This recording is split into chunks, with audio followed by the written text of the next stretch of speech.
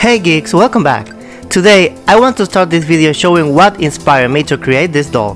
When it comes to collector's doll quality, I think nothing beats the Disney Limited Edition dolls.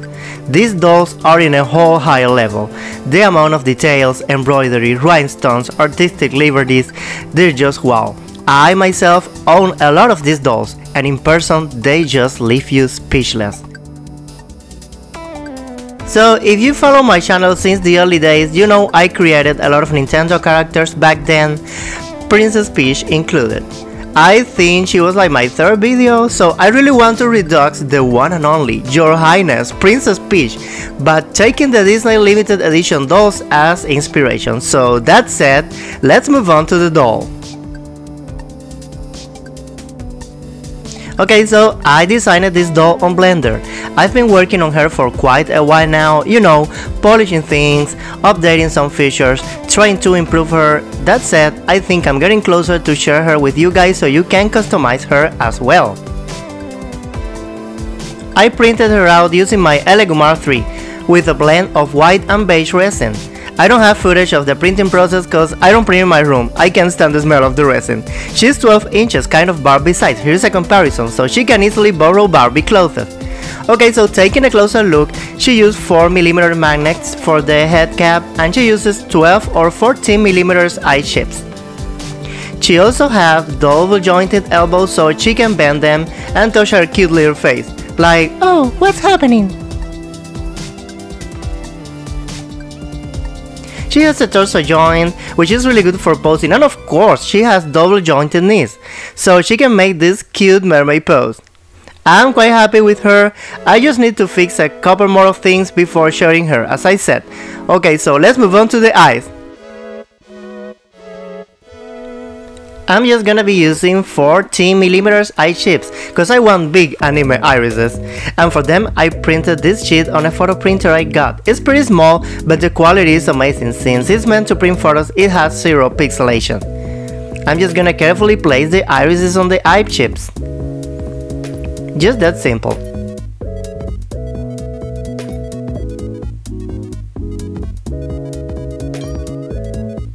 And then using UV resin, I'm gonna create a small dome. And I say small because for anime style eyes, it looks better with a smaller dome.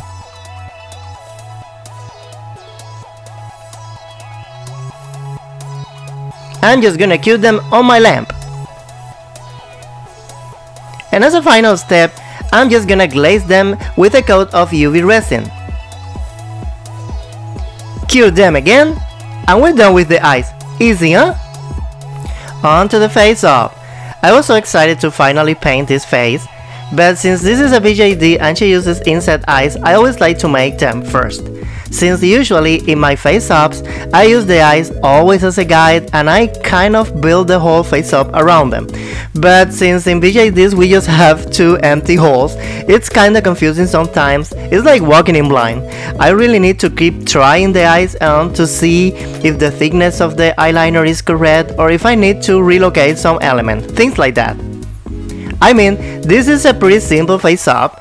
The charm of anime doll faces is their simplicity and their really vivid and huge eyes.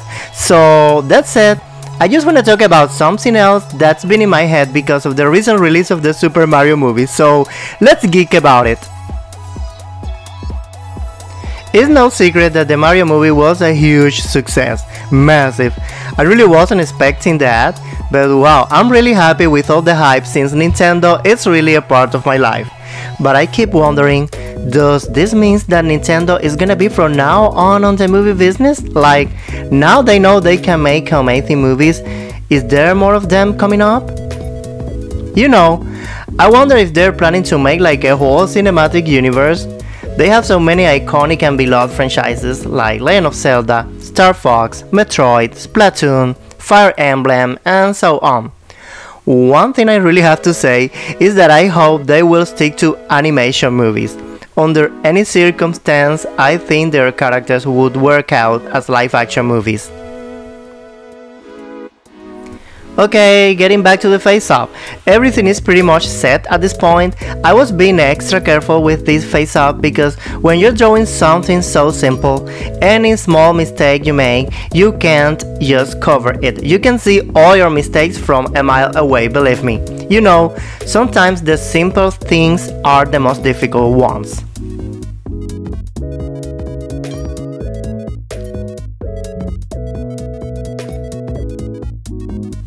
Okay, so now that all the line work is completely done, it's time to apply the blushing.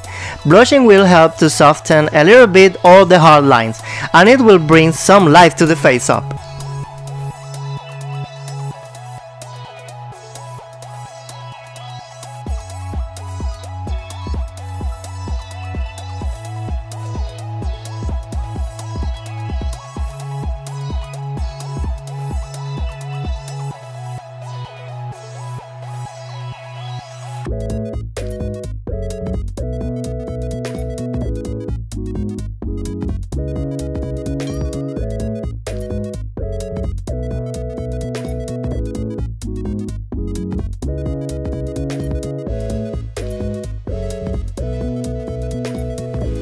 As a final step, I'm just gonna apply a little bit of Pearl X Micro Glitter to the face-up, cause I think Her Highness would appreciate it, you know, having a sparkling face.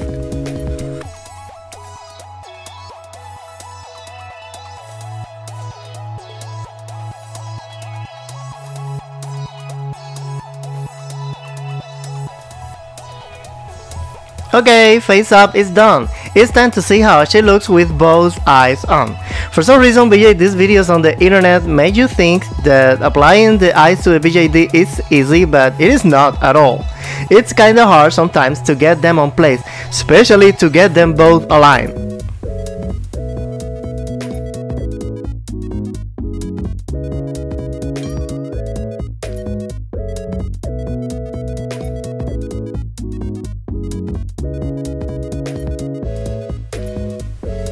And here she is. I think I have no words to describe how happy I am with this doll. I mean, her face is just how I envision her. I just can't wait to bring to life more anime characters in the future using her as a base.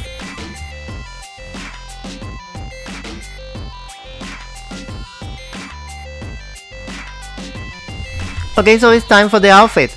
For the patterns, I always use the good old method of plastic wrap and tape.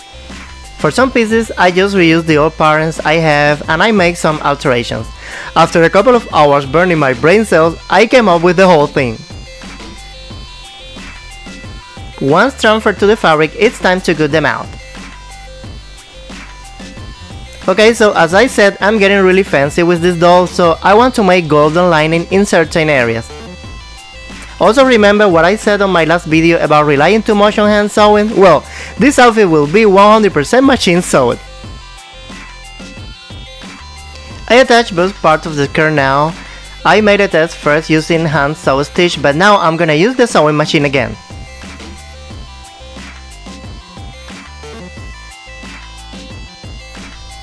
Once done, it's time for the fun part. Let's use some decorations. Okay, I got this bunch of golden embroidery iron-on patches. One of the most distinctive elements of the Disney limited edition dolls is the use of embroidery accents, so I want to use that as well. Hell no, I'm not going to do embroidery myself, but this is a good alternative. I'm playing with the placement of the ornaments, trying to find the right ones to use. In the very end, I decided to go more simple, so I'm just gonna apply this one. Once in place, I will cover it with a towel or a thick fabric, and then using my iron on medium or high settings, I will carefully try to iron it, you know, for the heat to activate the glue in the back of the patch so it can adhere to the fabric. Once done, it totally looks like an actual embroidery on the fabric. Just remember, this step is permanent. Once done, there is no going back. If for some reason some part didn't adhere to the fabric, repeat the iron step, but only in that part. Now we have the embroidery placed, let's finish the skirt. Each dress will be made into two different pieces. I mean, the skirt and the bodice won't be attached to each other. This is easier for me, and also it's easier when dressing or undressing the doll.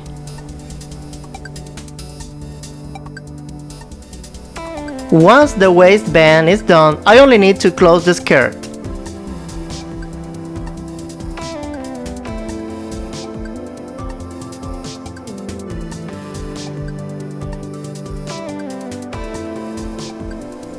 I have to say, I'm really proud of what I achieved with this outfit. Definitely, I regret not using the sewing machine so much, cause it saves you some time. It feels so high quality. Off camera, I saw the bodice. It also has golden lining, and if you notice, I took some artistic liberties to change it a little bit. I wanted that off-the-shoulder elegant silhouette as if Peach was throwing a ball at the Mushroom Kingdom. Like, why not? The fanciness continue, and I also want to make fabric stocking and gloves. I made the patterns just tracing around the leg and the arm on a paper. I'm using a shimmering white stretch fabric. The process for this is really simple. You just fold the fabric,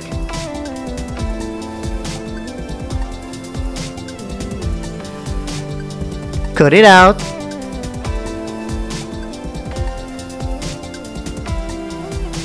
using a zigzag stitch, I'm making the top hem. And then I will sew all along the line.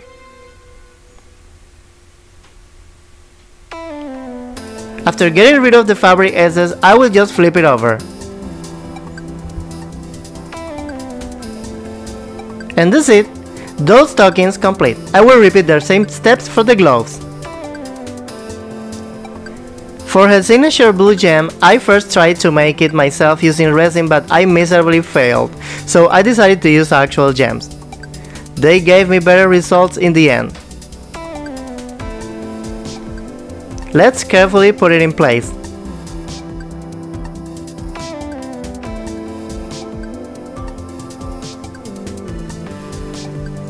And why stop there? This is all about elevating the doll to a higher level. As in the Disney limited edition dolls, the designers use tons of rhinestones as a decorative statement of fanciness, you know, to separate these dolls from the regular playline dolls. So I'm doing exactly the same.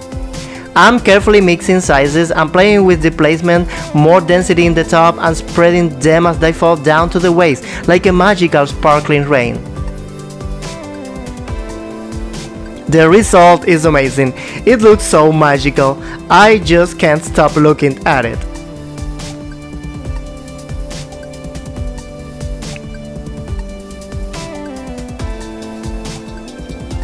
I'm going to repeat the same on the skirt, but only in the light pink areas, just to match the top.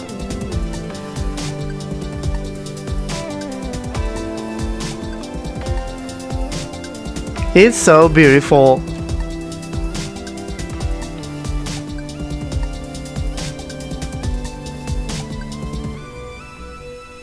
Okay, but it's time. I can't postpone this anymore. My nemesis, the hair. I'm gonna be honest, this week's skirt means so much because Peach's hair is such a complicated hairdo. It's basically a puzzle trying to figure out how to translate that into actual doll hair. Also, I was so tempted to use yarn wefts because working with them it's so easy. The yarn is such a blessed material when it comes to making spiky things like anime hairdos and stuff, but I'm gonna be honest, I want this doll to have nylon hair, just because I want her to look like an authentic limited edition doll. Also because I have so much of this pre-made nylon hair weft that I've never used. They have such beautiful colors. And I feel that this type of nylon hair has its own language that luckily working on this week I somehow decoded, I think. So luckily I will soon work with this material again. I'm trying and styling the week as I go, not saving everything for the very last minute. That was one of the things I learned. Another thing I learned is that this hair doesn't understand about hairspray or water or gel, it's only responsive to heat. So if you want to style it, flat irons and hot things needs to be involved in the process. But good thing is that when you style it, it will forever remain that way. You don't even need gel or anything else. It's really amazing material and I want to keep this covering its secrets. I forgot to mention that I'm gluing all the webs using E6000.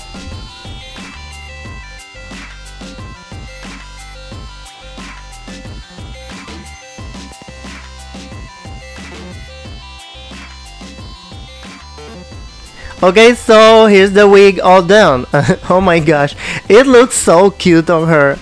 I'm sorry, but I made the part line off camera. It's basically the same technique as in John wigs. But as much as I like this floor-length Rapunzel hair, I need to trim it. So sad.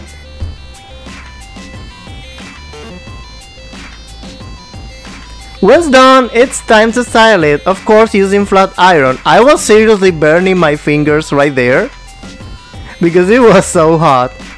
And now we're done with the wig.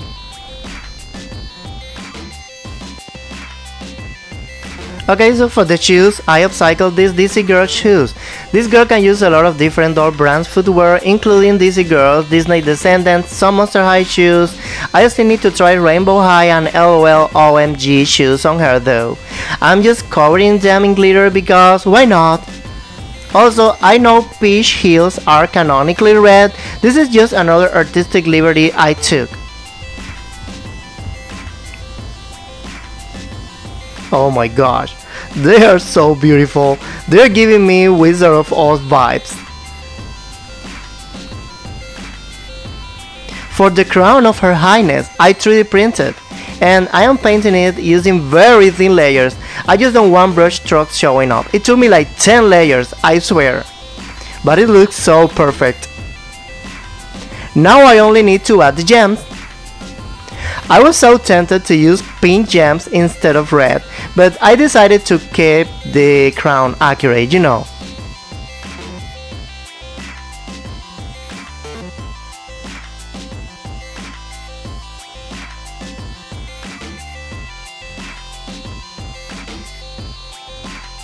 And now we are done.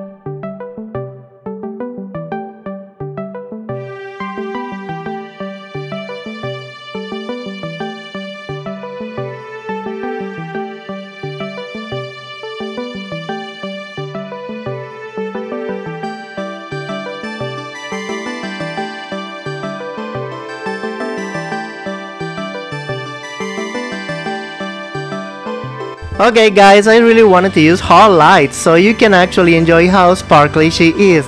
So beautiful. And even like that, I think videos makes her no justice at all. I'm really proud of what I achieved with this doll. And I wonder if I should keep remaking some of my other dolls I made here on the channel. Should I remake Daisy or Rosalina, maybe Princess Zelda, Princess Kitana again? I don't know, maybe. Stick around and find out. Join me in my geeky stuff. That said, thank you so much for watching this video. You know, drop your likes, comments, sharing in your groups. That's the best way to support me as a creator. And if you're new here, welcome. Well guys, that's all for today. See you in my next video. Bye.